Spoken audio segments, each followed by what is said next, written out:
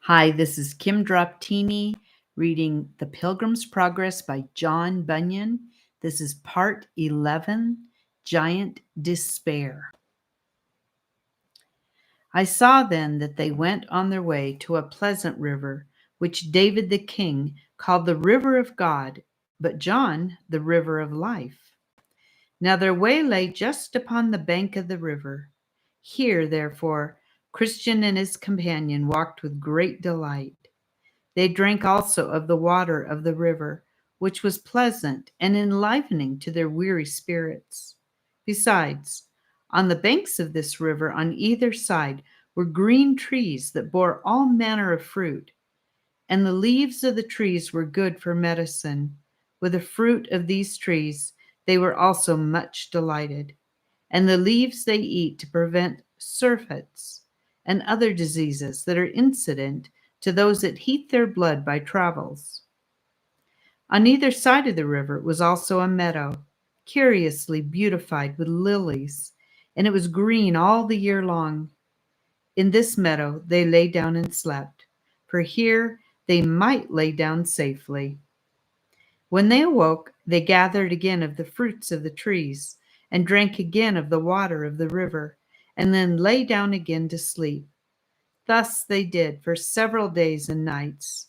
Then they sang, "Behold ye, how these crystal streams do glide to comfort pilgrims by the highway side. The meadows green, besides their fragrant smell, yield dainties for them. And he that can tell what pleasant fruit, yea, leaves, these trees do yield, will soon sell all that he may buy this field." So when they were disposed to go on, for they were not as yet at their journey's end, they eat and drank and departed. Now I beheld in my dream that they had not journeyed far, but the river and the way for a time parted, at which they were not a little sorry, yet they durst not go out of the way. Now the way from the river was rough, and their feet tender by reason of their travels. So the souls of the pilgrims were much discouraged because of the way. Wherefore, still, as they went on, they wished for better way. Now a little before them there was on the left hand of the road a meadow, and a stile to go over into it, and that meadow is called Bypath Meadow. Then said Christian to his fellow, "If this meadow lieth along by our wayside, let's go over into it." Then he went to the stile to see, and behold, a path lay along by the way on the other side of the fence. "'Tis according to my wish," said Christian. "Here is the easiest going. Come, good hopeful, and let us go over." "But how if this path should lead us out of the way?" "That's not like," said the other. "Look, doth it not go along by the wayside?" So Hopeful, being persuaded by his fellow, went after him over the stile. When they were gone over and were got into the path, they found it very easy for their feet. And withal, they looking before them, espied a man walking as they did, and his name was Vain Confidence. So they called after him and asked him whither that way led. He said, "To the celestial gate." "Look," said Christian, "did I not tell you so? By this you may see we are right." So they followed, and he went before them. But behold, the night came on, and it grew very dark, so that they were behind lost the sight of him that went before. He therefore that went before, Vain Confidence by the name, not seeing the way before him, fell into a deep pit, which was on purpose there made by the prince of those grounds, to catch vainglorious fools withal, and was dashed in pieces with his fall. Now Christian and his fellow heard him fall, so they called to know the matter, but there was none to answer, only they heard a groaning. Then said Hopeful, "Where are we now?" Then was his fellow silent, as mistrusting that he had led him out of the way. And now it began to rain and thunder and lighten in a very dreadful manner, and the water rose amain. Then Hopeful groaned in himself, saying, "Oh, that I had kept on my way!" "Who could have thought that this path should have led us out of the way?" said Christian. "I was afraid, aunt, at the very first, and therefore gave you that gentle caution. I would have spoken plainer, but that you are older than I." "Good brother," said Christian, "be not offended. I am sorry I have brought thee out of the way, and that I have put thee into such imminent danger. Pray, my brother, forgive me. I did not do it of an evil intent." "Be comforted, my brother, for I forgive thee, and believe too that this shall be for our good." "I'm glad I have with me a merciful brother, but we must not stand thus. Let's try to go back again." "But, good brother, let me go before."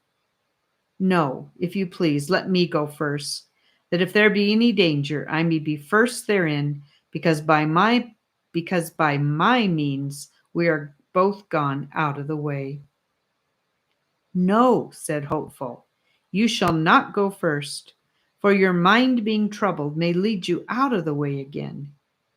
Then, for their encouragement, they heard the voice of one saying, "Let thine heart be towards the highway, even the way that thou wentest. Turn again." But by this time the waters were greatly risen, by reason of which the way of going back was very dangerous.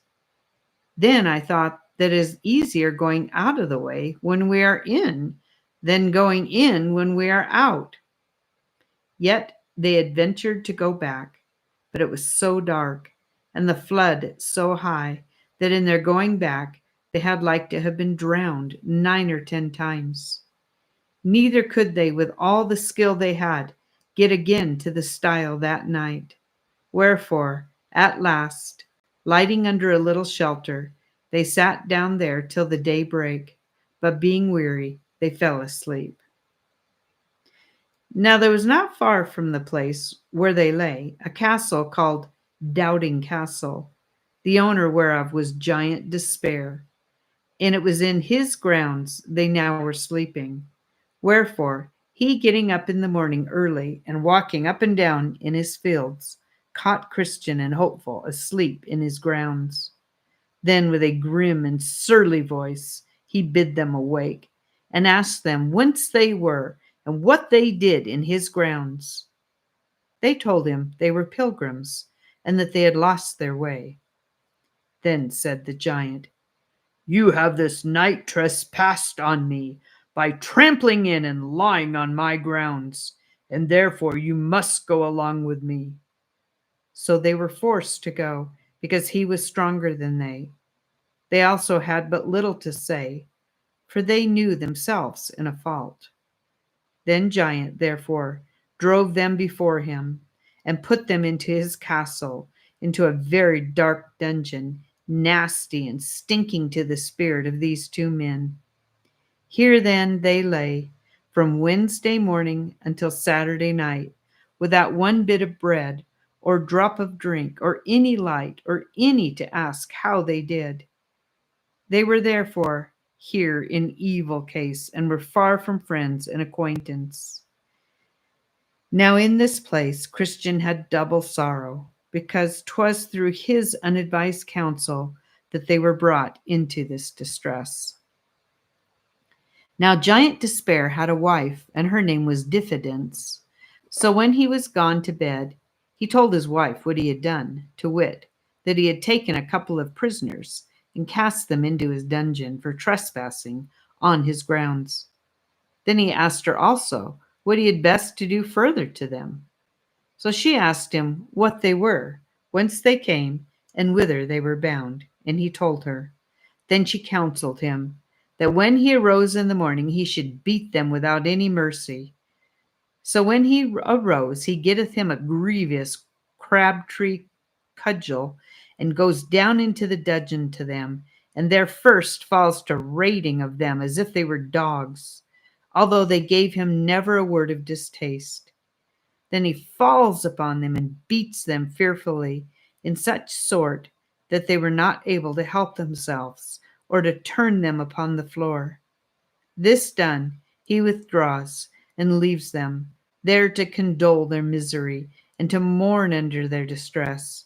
So all that day they spent the time in nothing but sighs and bitter lamentations. The next night, she talking with her husband about them further, and understanding that they were yet alive, did advise him to counsel them to make away themselves.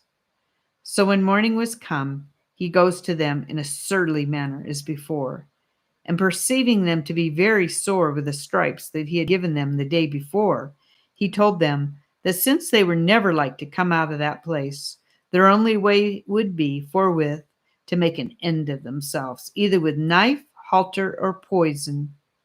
For why, said he, should you choose life, seeing it is attended with so much bitterness? But they desired him to let them go. With that he looked ugly upon them, and rushing to them, had doubtless made an end of them himself, but that he fell into one of his fits. For he sometimes, in sunshine weather, fell into fits, and lost, for a time, the use of his hand. Wherefore he withdrew and left them, as before, to consider what to do. Then did the prisoners consult between themselves whether 'twas best to take his counsel or no, and thus they began to discourse. Brother, said Christian, what shall we do?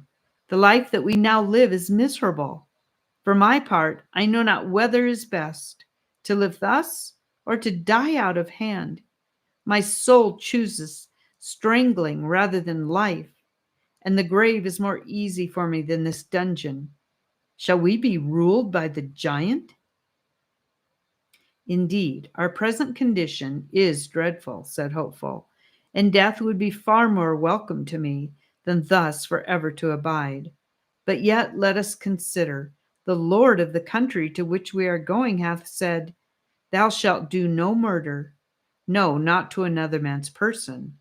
Much more then are we forbidden to take his counsel to kill ourselves. Besides, he that kills another can but commit murder upon his body. But for one to kill himself is to kill body and soul at once. And moreover, my brother, thou talkest of ease in the grave. But hast thou forgotten the hell, whither for certain the murderers go? For no murderer hath eternal life, etc. And let us consider again that all the law is not in the hand of Giant Despair. Others, so far as I can understand, have been taken by him as well as we, and yet have escaped out of his hand. Who knows but that God that made the world may cause that Giant Despair to die, or that at some time or other he may forget to lock us in, but he may in a short time have another of his fits before us, and may lose the use of his limbs. And if ever that should come to pass again, for my part, I am resolved to pluck up the heart of a man, and to try my utmost to get from under his hand. I was a fool that I did not try to do it before. But however, my brother, let's be patient and endure a while. The time may come that may give us a happy release, but let us not be our own murderers. With these words, Hopeful at present did moderate the mind of his brother. So they continued together in the dark that day in their sad and doleful condition. Well, towards evening, the giant goes down into the dungeon again to see if his prisoners had taken his counsel. But when he came there, he found them alive, and truly alive was all. For now, what for want of bread and water, and by reason of the wounds they received when he beat them, they could do little but breathe.